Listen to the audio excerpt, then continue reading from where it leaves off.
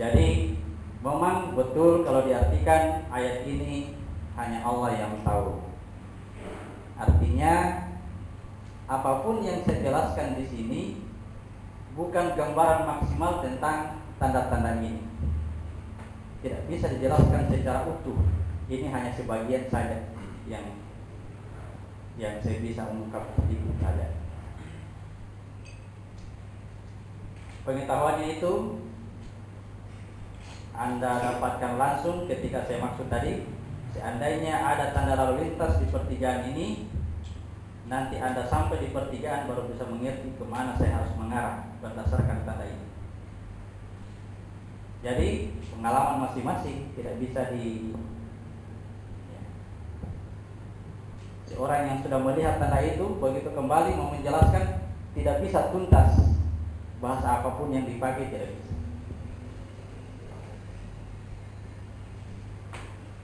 Ya.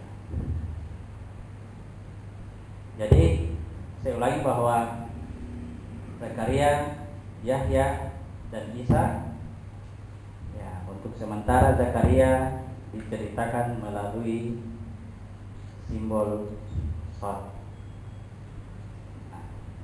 Ayat 2 tadi dikatakan Zikru rahmati rabbika abdahu Zakaria. Yang dibacakan ini adalah penjelasan tentang rahmat Tuhan kepada hambanya Zakaria. Berarti Zakaria mendapat rahmat dari Tuhan. Zakaria mendapat rahmat dari Tuhan. Zakaria kedatangan rahmat. Saya ulang-ulang ini supaya ya kita bisa paham maksudnya apa kira-kira ini.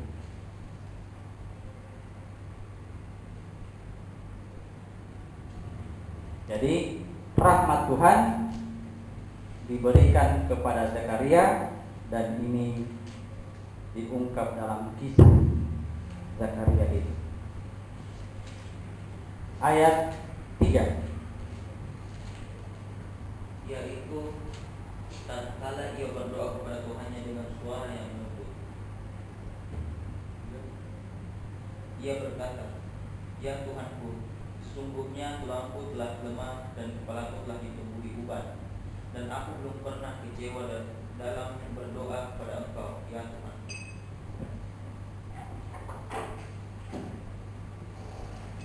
Ketika Zakaria berdoa kepada Tuhannya dengan suara yang lembut. Kita lihat dulu tempatnya dia berdoa. Tempatnya Zakaria berdoa. Surat 3 ayat 39.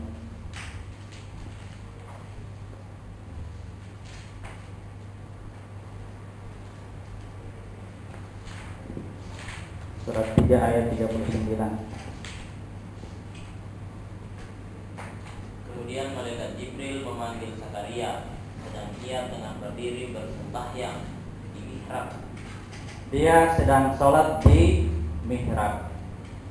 Ingat kisah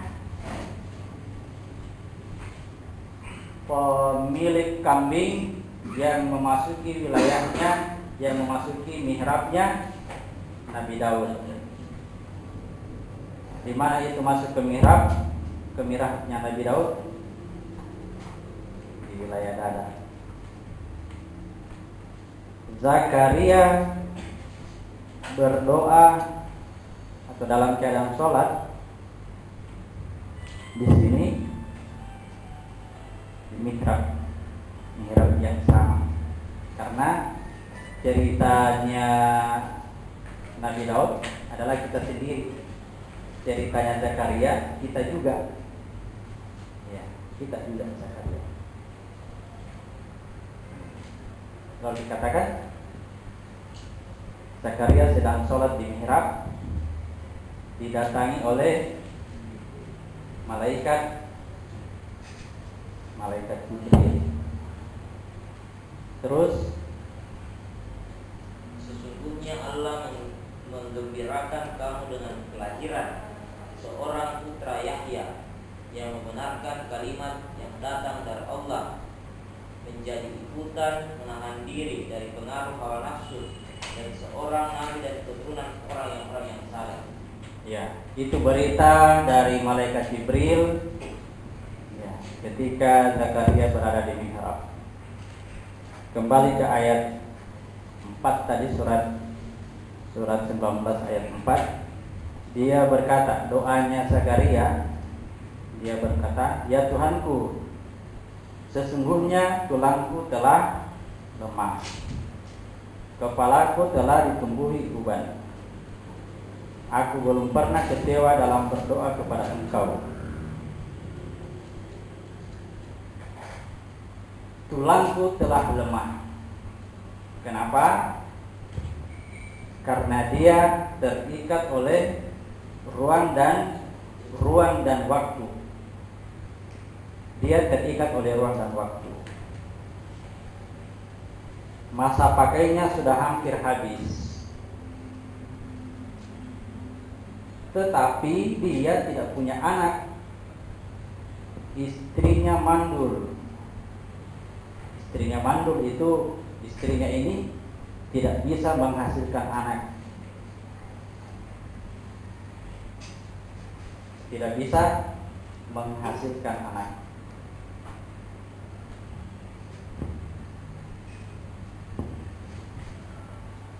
Kira-kira yang mana istrinya Zakaria? Adalah anggota tubuhnya. Ketika saya langsung ke bentuk cerita aplikasinya ya.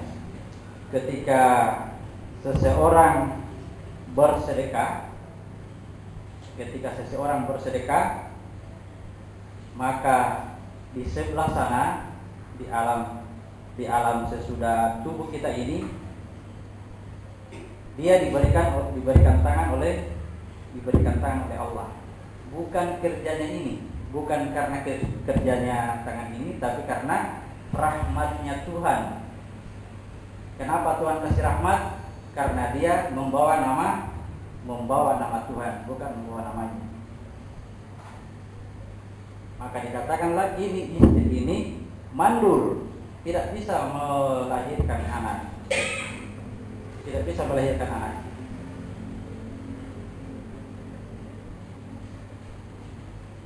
Jadi katakan,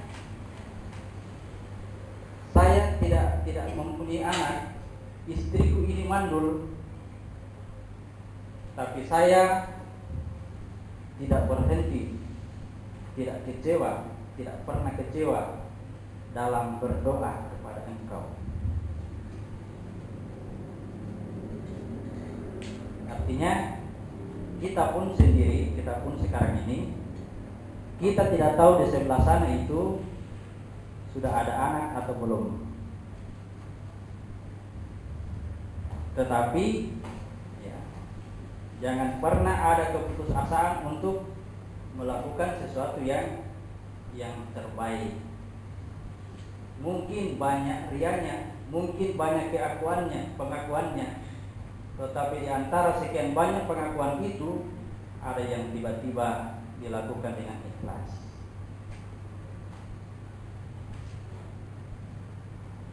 Jadi proses kelahiran anak yang kita maksud di sini adalah bagaimana caranya kita ini dalam kondisi bertubuh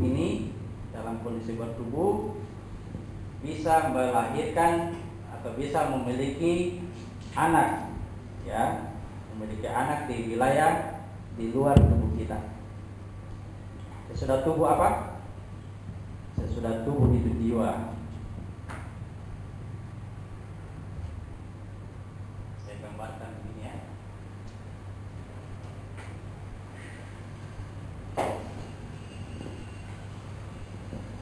Sesudah tubuh jiwa. Untuk mendapatkan ini, ya, kita harus berjihad. Harus bunuh diri. Bunuh diri artinya jangan selalu kita punya aku yang kita bawa-bawa, ya, ketika berbuat suatu kebaikan.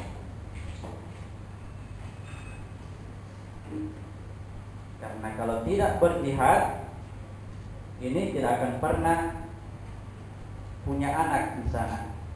Kenapa? Anak itu tidak bisa diperoleh dengan cara kita sendiri, ya. Bukan dengan kekuatan kita. Anak ini tidak akan terbentuk dengan kekuatan kita. Dia hanya bisa terbentuk dengan rahmatnya Tuhan. Ketika kita ini telah membunuh diri, dalam artian ketika kita ini telah mampu mengatasnamakan Tuhan dalam setiap kebaikan yang dilakukan. Jadi ya,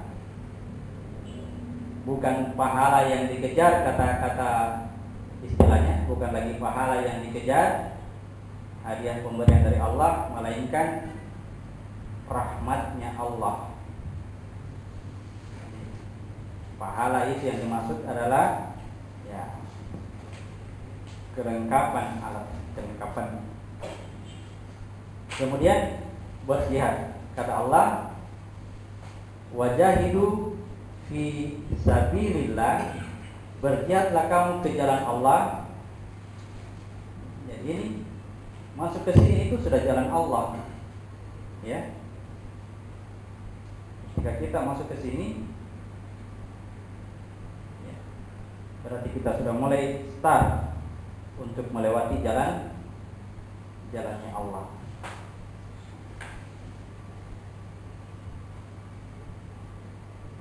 Wajahidu fi sabilillah bi amwal, dengan hartam. Kalau dalam cerita Zakaria, istrinya, ya, harus istrinya yang bikin anak. Bi amwal wa an, baru dirinya Zakaria yang mengisi anak itu. Yang menjadi isinya ini adalah dirinya sendiri. Hartanya dulu diserahkan, serahkan semua harta, serahkan semua titipan yang Allah berikan.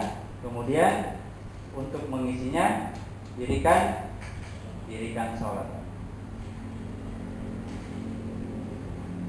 Dalam cerita pemindahan singgasana Balqis itu keluar dulu. Nah, sholat dulu. Keluar dulu dari kampungmu, sholat dulu. Kemudian hartanya dipindahkan oleh Sulaiman, bukan Balqis yang pindahkan sendiri, bukan. Sulaiman yang pindahkan singgasana itu, yang kemudian Balqis melihatnya sebagai ada kemiripan dengan singgasananya pada awalnya, ada kemiripan, seakan-akan ini singgasana.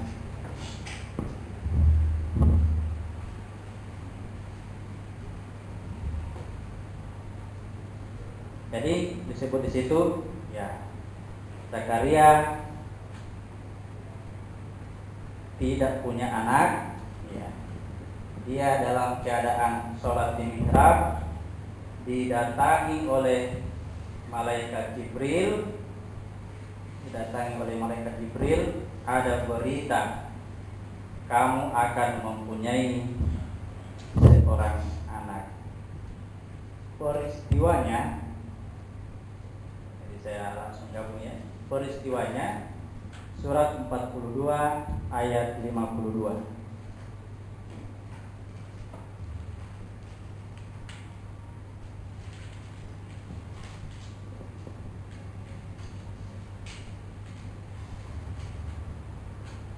Dan demikianlah kami wahyukan kepadamu wahyu dengan perintah kami.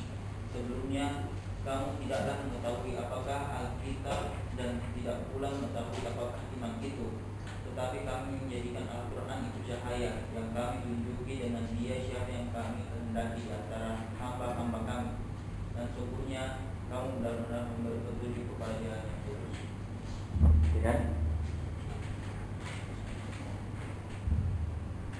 Wa kadzalika auhayna ilaika ruhan. Demikianlah aku wahyukan kepadamu ruh, yang diartikan dengan Al-Quran, ya itu betul, ya, betul. tapi kita ambil dulu bahasa aslinya. Wa kadzalika auhayna ilaika ruhan. Sebelumnya kamu tidak tahu apa itu ma kunta tadri mal kitab walal iman. Kamu tidak tahu apa itu kitab dan apa itu iman.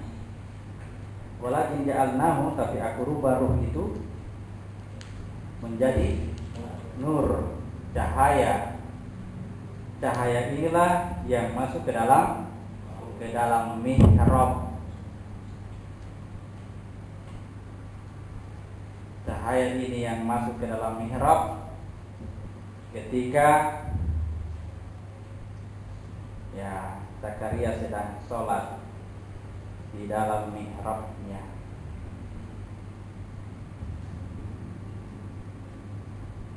Jadi perhatikan urutannya. Jadi di sini Zakaria berada.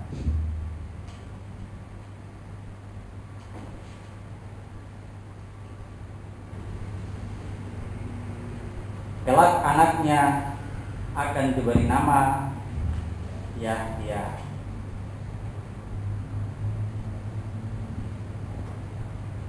Paham ini kalau saya tulis begitu? Ya.